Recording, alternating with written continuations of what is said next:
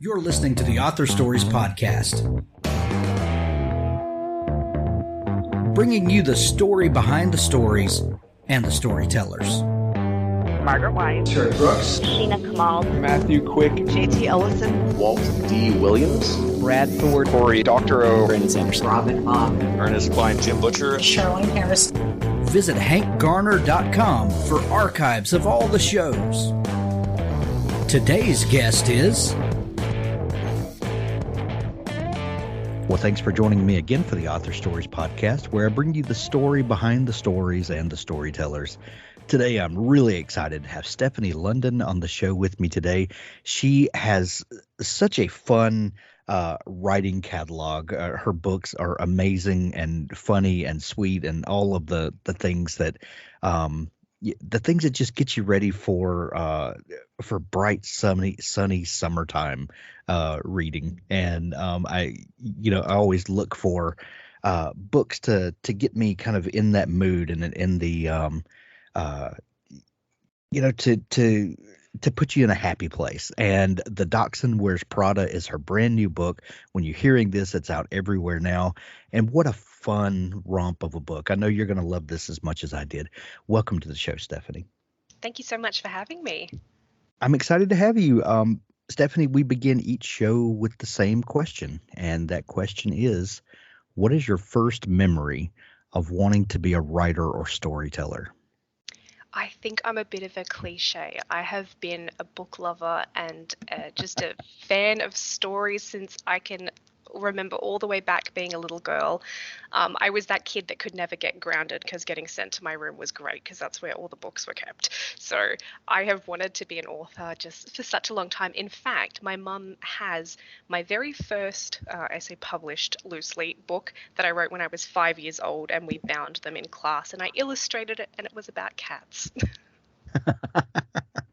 And I understand that that's a unique thing because you wouldn't classify yourself as a cat person now.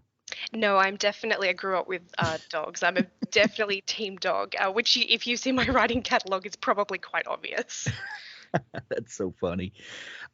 Stefanie, I love that story of writing a book and then your mother helping you bind it. And I've talked to a few people who have had a similar experience to that. And there's something unique about a kid knowing that that they can make a book that, and what I mean by that is when you're small and you go to the library or the bookstore, books seem almost ethereal, like they just kind of appear out of nowhere. And then one day, for whatever reason, you realize that someone had to write that book.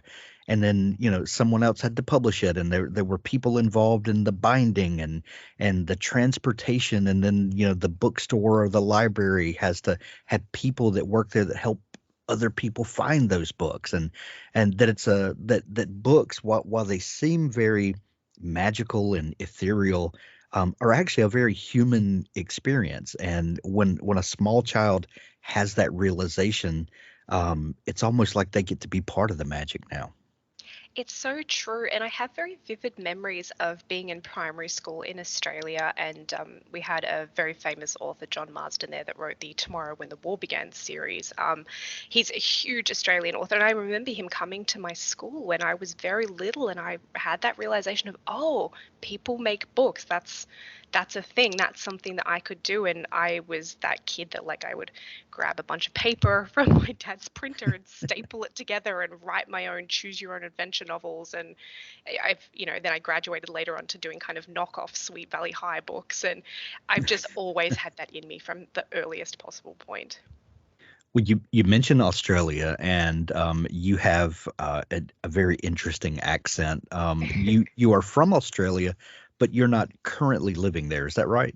That's correct. So these days I live in Toronto in Canada. We've been here for about 8 years, but I was born and raised in Melbourne. But actually both of sides of my family are not Australian. My mother immigrated from the UK when she was a young child herself, and my dad's family is Italian. So I'm quite the mixed bag. I love that. were you writing and publishing when you lived in Australia, or has that been since coming to North America?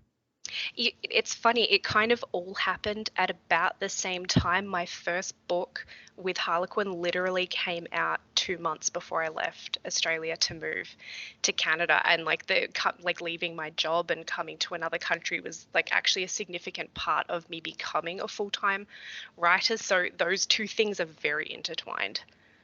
Wow. Do you, since you didn't have, most of your writing journey and writing and publishing journey happened here in North America as opposed to there, I guess you don't have much of a way to contrast what those experiences, or do you have any thoughts about publishing here versus there, or is the business different? What do you have any insight into that? A little bit, yeah. I started writing in 2012, which was about 2 years before I left. So I have, a couple of years of experience there. And I think one of the things that is obviously a big difference is just the size of the market and the size of the industry. So in Australia, it's a lot smaller country than in America. And so there are like less publishing houses that publish out of Australia. And a lot of the people in Australia that end up getting published are not necessarily working with agents and editors and publishing houses in Australia. It's very common for you to be based there, but actually working with people in North America or the UK or other places, which can make time zones really fun and challenging to organize meetings and attend workshops. And so Australia being in the middle of the nowhere can be a little bit of a pain when you're doing those things. But one thing I do love about it is that the writing community there is tight because it's really small compared to over here, and people tend to all know each other, and it's a really lovely writing community that they have over there, but it definitely comes with its challenges. Well, I know that podcasting with Australian authors is a lot of fun because when we're emailing back and forth and trying to find a time, it's like okay, I'll be at like 6 p.m. my time, and that'll be like 8 a.m. your time, but you'll be at the next day, and so you'll be actually Skyping in from the future. Yes, it is. And you tend to get, we had to institute a rule in my house when I was on submission the first time that I was not allowed to check my emails at 3 a.m. because that's when I would get stuff sometimes, and it would drive my husband crazy because then I would be wide awake and I couldn't get back to sleep. So right. Yeah, it's definitely a challenge. That is so funny. Stefanie, we are huge fans, supporters, proponents of NaNoWriMo. And I understand that your writing journey actually began or coincided with a NaNoWriMo 1 year. Is that right? That's correct, yeah. So tell us that story. So I like I said before, I've always wanted to be a writer, and but I decided to actually sort of like take the plunge as an adult and try and write a book with the idea of finishing it and maybe getting it published when I was about sort of in my late 20s, 28 maybe. And I had joined a writers group and I was reading a lot. I knew I wanted to write a romance novel, but I was sort of in that stage of like I'm a student at heart, and sometimes that can be a bit of a challenge because you have this idea that you have to learn everything before you do, and that's not always the best way to go. And so I'd been finding it a little bit hard to figure out how to get started while I was still learning so much, and then NaNoWriMo came along. And I literally decided, sitting at my desk in the corporate head office of a bank in Melbourne, that on November 1st, I was just going to go for it. There's NaNoWriMo today. I had no plan. I had nothing organized. And I just literally got home from work that night and started writing. And that ended up being my first book. So I have to ask you this, and this, we're going to stick our toe into the conversation about these two camps that writers love to put themselves or put each other in, and that's down to the camp of pantsers versus plotters. Mm-hmm. And one camp, for listeners out there that may not understand those terms, one camp, the plotters are people that plot out their book before they start writing, and they kind of know all of the high points that they need to hit and really lay out a roadmap. And then on the other side, we have the pantsers, or people that write by the seat of their pants or fly by the seat of their pants, and they're just writing the story as it comes to them, and they're just chasing the excitement of the story all along and have no idea where it's going. Or I think the reality is most people know where they're going. They just don't know exactly how they're going to get there. And that's, the fun of it for a lot of people. Would you say that you began NaNoWriMo as a pantser, that you had no idea where you were going, or was there a story idea that you began with? So I had the smallest little inclination of an Okay. idea. I studied ballet myself for a very long time, and I had read an article at some point about NFL players in the US doing ballet for sort of like muscle conditioning and strength and flexibility. And I just thought that was like just the idea of these big burly football players doing ballet just amuses me to no end. I thought it was fantastic. And I just kind of read that at some point, filed it away in my brain. And in Australia, we don't have the same kind of football, but we have Aussie rules, which is a type of football. And I thought, why, like, that's a great idea. Why wouldn't I write a book about that? I know ballet quite well because I studied it for a long time myself. So the subject matter was quite comfortable to me. I set it in Melbourne. And so I had that concept in my head, but literally the characters, their backstories, nothing else. I just sat down and started writing. And I think in a perfect world, that's how I would kind of go about things. I'm definitely not a plotter. I don't like to be too planned in what I do because then I get bored and I don't want to write the story anymore. But working in traditional publishing, it can be a bit of a challenge to go about like that, because if you want to sell a book to a publisher, you need to have a synopsis and, so I've just come to an agreement with my editors and my agent that they know that my synopsis is at best a loose guideline of what I'm going to give them when I write the book. I love that, and might be a completely different book when it's finished. I love that. So that first NaNoWriMo experience, if people are not familiar, you write a novel, and by novel, the definition of that for them is 50,000 words in the month of November. You finished that month. You didn't quite hit the 50,000 words, did you? No. But I think what you did accomplish was a huge accomplishment, and in that you formed a habit there, and you found a passion of yours, and you did continue that book after the month of November, right? Yeah, that's right. I am definitely a finisher. I'm a person that very much likes to tick something off a list. So I was like, Yeah. I am knee deep in this book now, so it must be done. Right. And that's as important as the arbitrary 50,000 word limit. It's more about building the habit, and it's more about proving to yourself that it can be done. What at the end of that first November, the end of that first NaNoWriMo, how did you feel about the project? And did you have an eye on the future? Did you have a plan to get this thing finished? I felt exhilarated. I honestly, it was one of the best experiences of my life. Was I just sunk into this story and the words came, and I wrote more than I ever thought possible in a month. And it was the kind of like creative freedom I don't think I had experienced previous to that. So it was a really wonderful experience. And I'm an extremely goal-oriented person. So I was determined to finish the book, and I happened to be at that point in time a member of a really lovely, supportive group of romance writers that we met every month, and I would share passages of my work. And I had one of the ladies in that group pull me aside after I'd been to a few meetings, and she basically said to me, look, she's like, your writing is phenomenal. It's unusual to see someone so early in their journey producing what you're doing. So just like, please promise that you'll keep going. And that meant so much to me at that early stage of my journey that I was like, yeah, I've got support. My husband is extremely supportive. My family was very supportive. And I was like, yeah, I'm gonna do this. I'm just gonna finish the book, and then I'm gonna figure out how to get it published. Things We Never Got Over, the new book by best-selling author Lucy Score.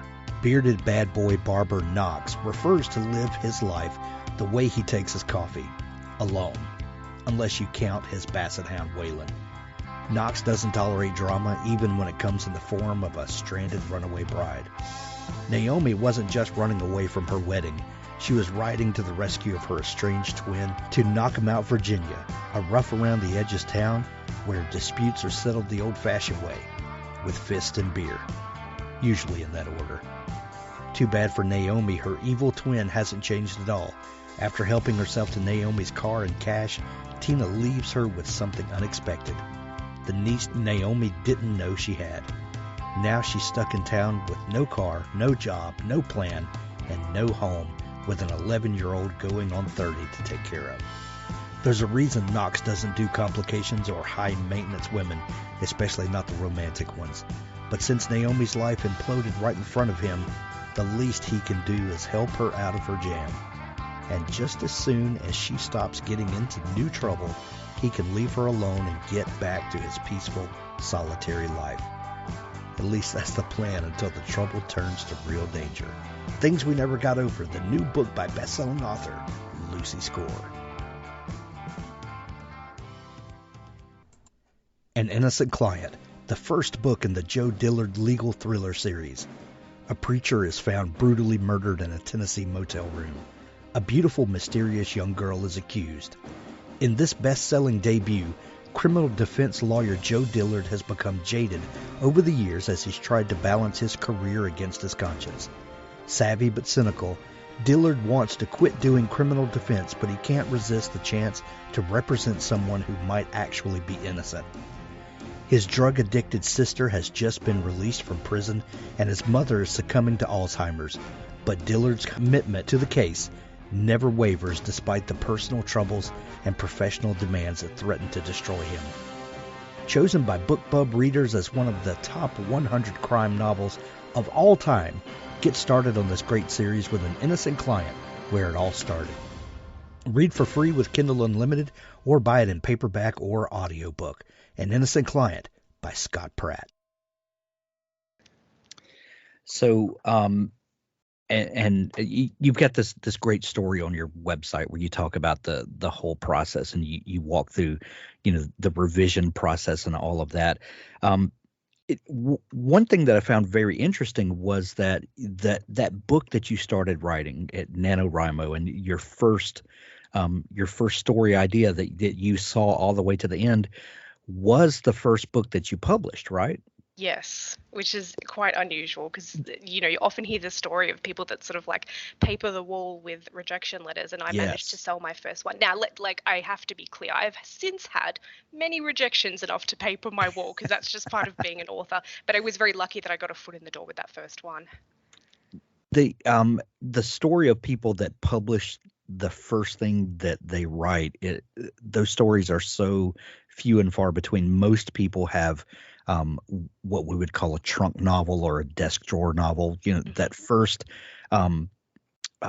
story idea, and they write it through, and for whatever reason it just doesn't work, and it just never can be whipped into publishable shape, and people write that up as experience, and this was kind of the dues that I have to pay, and now I'm going to go on and write the next thing. And the kind of stick-to-itiveness that gets people to write a whole different novel when they've been rejected on one, that's a whole different mindset. And we can talk about that all day long.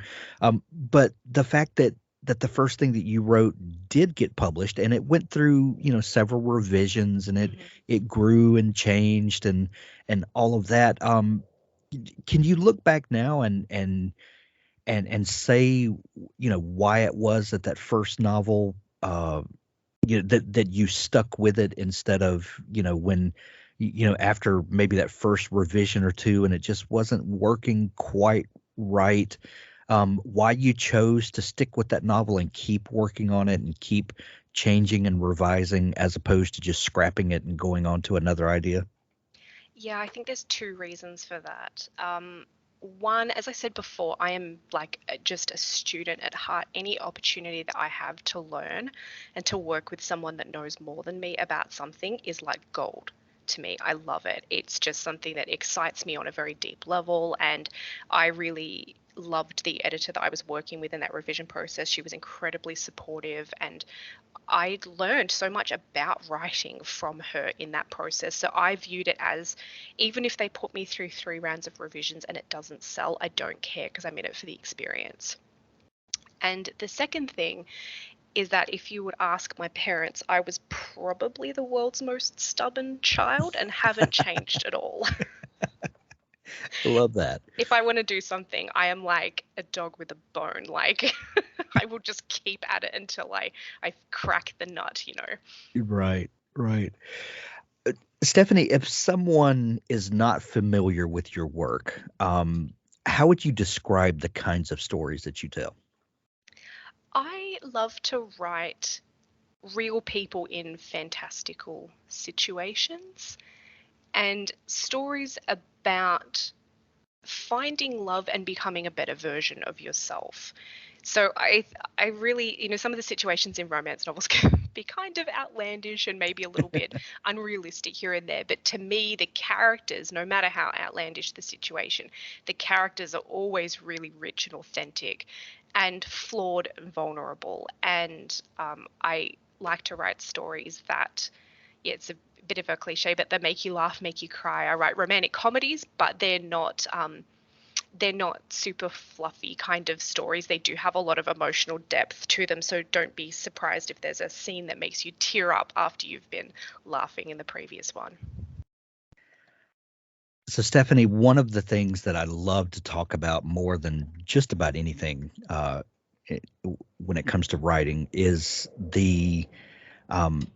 there's a magical time in the creative process, and magic is just one of the best ways that I can describe it because, and I'll explain what I mean by that. In one moment, you like your newest book, The Dachshund Wears Prada, that we're talking about today.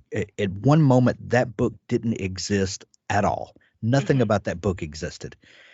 And then either, for whatever reason, you're thinking about something, or you see an article on the web, or you overhear a conversation, whatever it is, either a character walks onto the stage of your mind, or you start playing the what if game, in your mind for whatever reason. And then you start casting that what if game with characters that you dream up or whatever. And then in one form or another, The Dachshund Wears Prada does exist then. And it's your job as the writer to dig that story out and to whip it into shape. And I don't know what you call that other than it's just magic of some sort. It just, stories come from where they come from, and characters come from where they come from, and we don't have a whole lot of control over that. And we do over the whipping the story into shape, but that moment of creation is just, I don't know what you call it, but what is that first moment of creation like for you? It's a little different for every book. I find that that's the most interesting thing about being a writer, at least for me, is that on some level, my process changes with every book depending on what the book needs. Interesting. So sometimes the ideas come to me character first, and sometimes they come concept first. Sometimes I have like an actual brainstorming session. As I call it the mental filing cabinet. I said this to my husband recently. It's like the ideas live in the filing cabinet, and sometimes I open the drawer and it's really full, and sometimes it's not, and I have to leave it a while and then come back later to see what the filing cabinet has produced. And that's a little bit what it feels like. It's just stuff exists in my brain, and then at some point I can access it and turn it into something, which sounds extremely vague, but that is how it feels. They just, on some level, I don't even think I create the stories. I simply excavate them from my brain. Yeah, I love that, and that's, yeah, that they just, I don't know. That's that we could teach a whole class on where stories come from and not even crack the code. I feel like it's just, we just get to be part of the process. It's crazy. So you published that first book, and then looking at your back catalog, you have gone on to publish like 80 books or something. That's a bit of exaggeration, but Yeah, there's a few. yeah, there's quite a few. Some of them are standalone, some of them are series. How do you feel about writing series characters?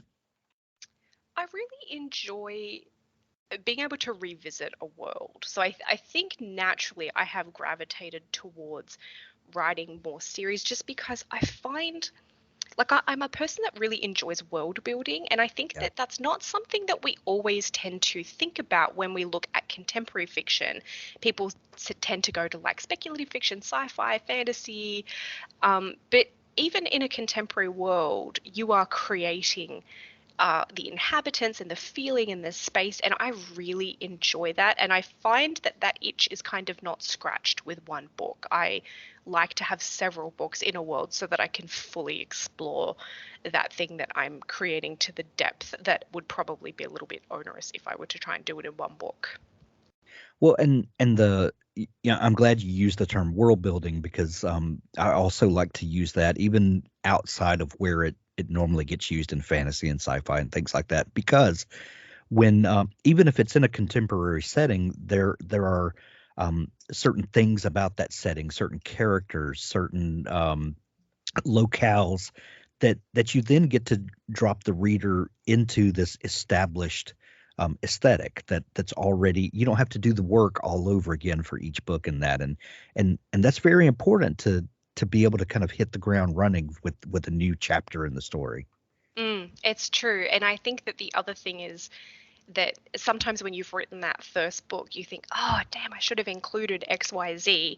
But Hmm. now that you get to revisit that place, you're like, you can put that in a subsequent book. So it's sort of like you get a chance to plug any gaps or, push the world in a slightly different way that you didn't get to do in the first book because it didn't suit the story or you didn't think of it. So I really enjoy that, taking something that I've already created and kind of twisting it and looking at it from a slightly different angle. Your new book, The Dachshund Wears Prada, it was my wife and I were looking through some email one day, and we got an email from your publicist, and we both kind of laughed out loud and said, "Oh, this is something that we've got to talk about on the show."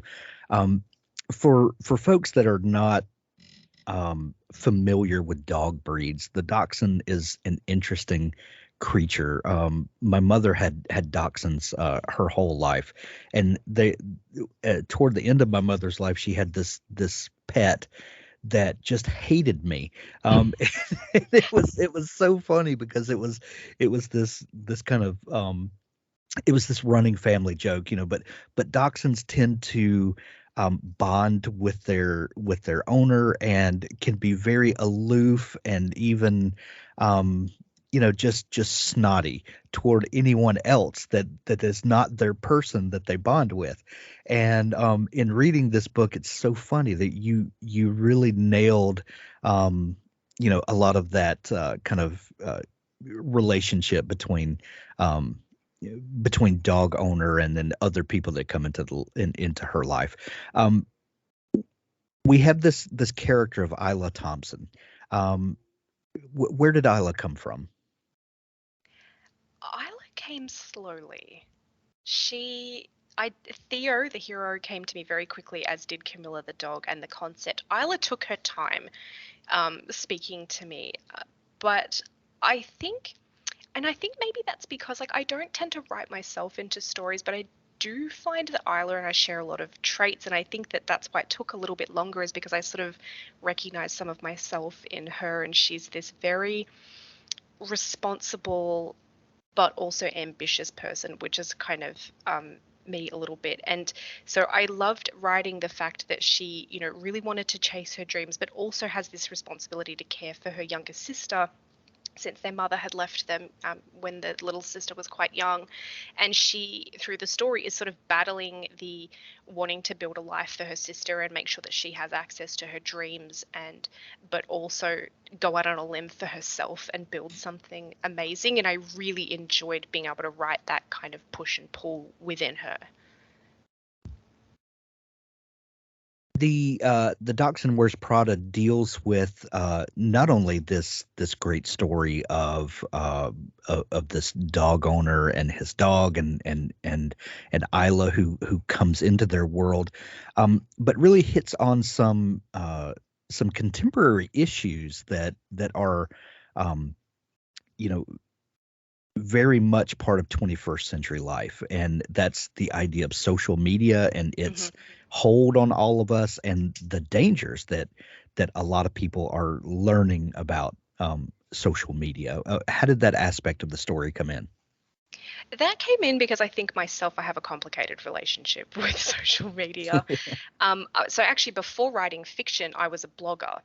And I had a YouTube channel and I made videos and I was running a website. And so I have some firsthand experience having a sort of side job doing that kind of stuff. And I think one thing that I found was that when people are given anonymity, behavior changes. And I've always found that quite interesting, that thinking about the generation coming up now, like Dani, the younger sister in the book, would be, that they don't know anything else. They have lived their whole lives online without privacy in some ways. And I find that very interesting. And I've explored it in a few books because the topic fascinates me endlessly. But in the Dachshund Wears Prada, I wanted to kind of look at it from a point of view of having a hero who was exceptionally private in a world where privacy is not really given to a lot of people, or they choose to let it go themselves. And I thought that was quite an interesting juxtaposition between her job and what he craves as a person.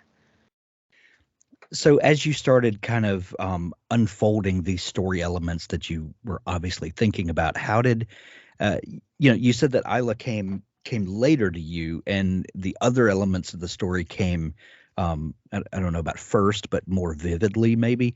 How did all of the elements come together, and when did you start realizing what the narrative of the story was? Well, I wrote an initial proposal for my publisher because I had decided that I wanted to keep working with the editor that I was already working at Harlequin, because I love her to bits and she really gets me. And so I pulled together a bit of an idea and sent it to her and my agent and said, what do you think? And at that stage, it was a completely different kind of story. They had the dog element was there, but none of the social media stuff was actually in the original version of this book. And I got on the phone with my editor and she kind of said to me, she's like, look, she's like, the dog thing is super fun. Like, I really like that. And your voice is shining in the pages. She's like, but there's just something missing in the concept.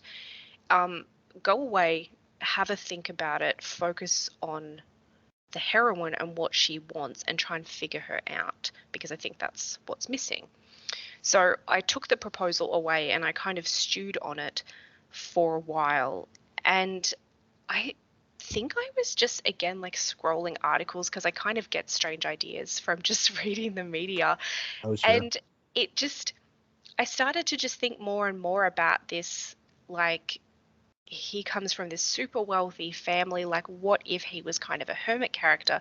What would be the worst possible thing for him? And how can I make that into a really great heroine? And then I started to think, oh yeah, she must have a job that's in the spotlight. And since I'm not super big on writing celebrity based stories, I was like, oh, what if she's kind of a behind the scenes person? And it sort of started to grow from there. And once I figured out what Isla's situation was, her as the character started talking to me. It was sort of like I just had to unlock that last little bit of information about her situation, and then she was starting to speak and tell me what she wanted in life, and kind of her personality was coming through. So yeah, it was one of those cases where I really missed the mark on the idea the first time I tried to write it, but with a little bit of the right kind of push from the right people, it forced me to sort of maybe not take the low-hanging fruit and keep thinking about the idea and dig a bit deeper and get a bit more creative. So, when did you realize that the perfect connector for Isla and Theo was his dog? Oh, the dog was there from the beginning. I knew that I wanted this sassy little beast and that she was going to cause all sorts of problems. I had watched Sex in the City back in the day. And there's an episode where Carrie is at a book signing and she gets upstaged by a dog.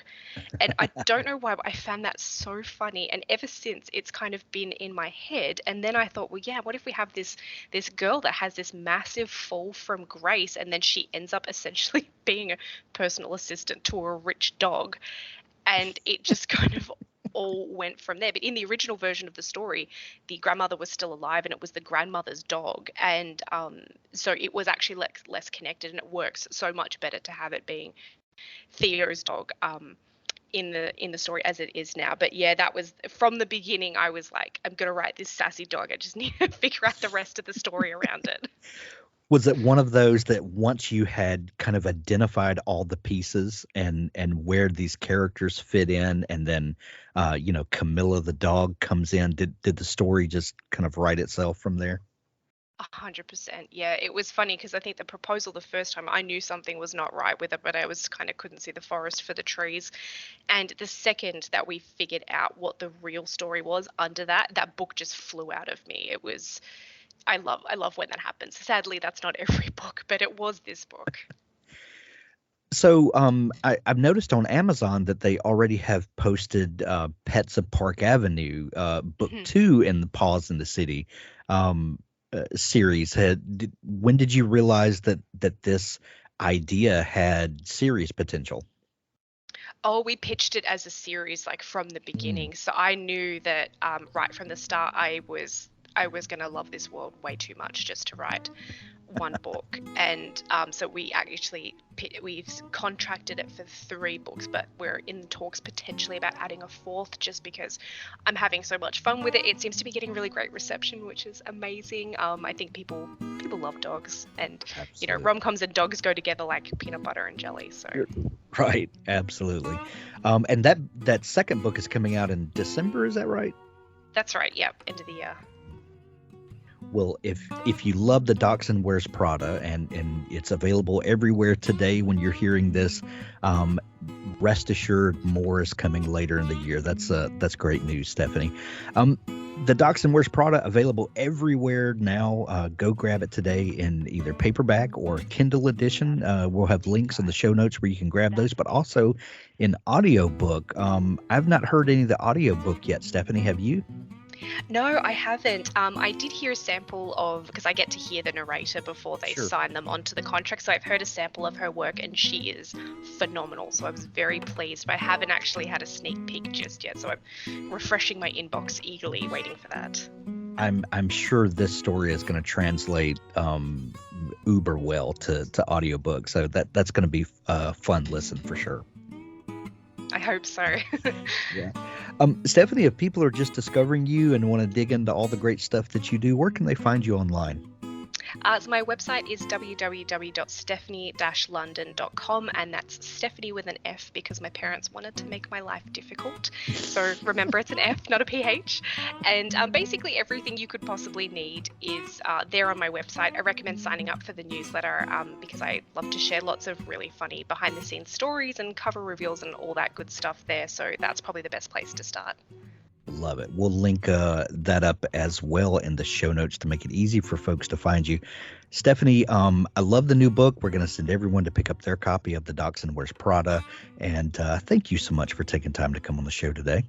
Thank you so much for having me. This is really fun. Now stay tuned for an audiobook excerpt from Richard Gleaves, the Jason Crane series. Midnight struck. The Sandman had come. A few faint notes drifted through the rooms of 417 Gorybrook. The hollow wind testing the weatherproofing, the weak scritch of the persimmon tree against Zeph's window, and the drone of Hedwig's snoring. The old house shifted, creaked, and the shade of Agatha Van Brunt descended from the attic. "Brom?" she called. The ghost paused, collecting herself on the stair. She passed a mirror, but the glass remained empty, reflecting only absence. Agatha would not have recognized herself anyway. She had been beautiful long ago, and still was in her own mind. Not a toothless and wizened spectre.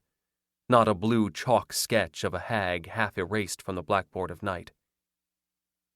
She drifted into the master bedroom, disappeared into a shaft of moonbeams, and reappeared on the other side. She stood over Hedwig, listening to him snore. But Hedwig was not Brom. She needed Brom. She slipped through the floor into Zeph's bedroom. She stood over him for a long time, listening to the persimmon tree's weak coffin scratch on the window screen. Brom? No, this was not Brom. Not Brom, her son. But she loved this boy. So much hidden potential. He reminded her of Dylan, her grandson. Dylan had slept in this room many, many times. But Dylan was dead, never to return. This boy, Zeph, was alive. So alive. Oh, would that he might remain so forever. Look at him. Who would consign such a handsome lad to the rot of death? Only a very cruel and blind God. Agatha brushed her spectral lips to Zeph's cheek. He stirred, scratched the spot, and rolled into his pillow. But Zeph was not Brom. Where? Oh, Brom is dead. She remembered now. Brom is dead, and so are Hermanus, my husband, and Hans, my brother, and old Baltus Van Tassel, and Katrina, all dead. Only old Agatha remains, after a fashion, to trouble the world. Her sense of herself sharpened and returned to her. She searched the rooms for the Crane boy. She sensed him. Yes, here was the boy, sleeping fitfully, holding his animal. She extended a hand as if to reach into Jason's chest and take his heart in her talons. The dog woke, sensing Agatha's presence, and growled. Growl till your voice cracks, cur. I could kill this child myself. I could possess the man or the boy. I could take the butcher knife from the drawer. I could stride through the night in strong male form and dissect this child at my whim. Something struck her. Something blasted her up and away from the boy. She collected her energies again and tried to re-enter, but could not pass through the walls. When she found her voice, it came as hollow and cold as wind through a tomb. Who is here? Agatha whispered, and her tone might have withered grass. Show yourself. She waited with growing confusion and anxiety. She threw herself forward and battered the door like a tempest. Who is here? She cried. But no one answered.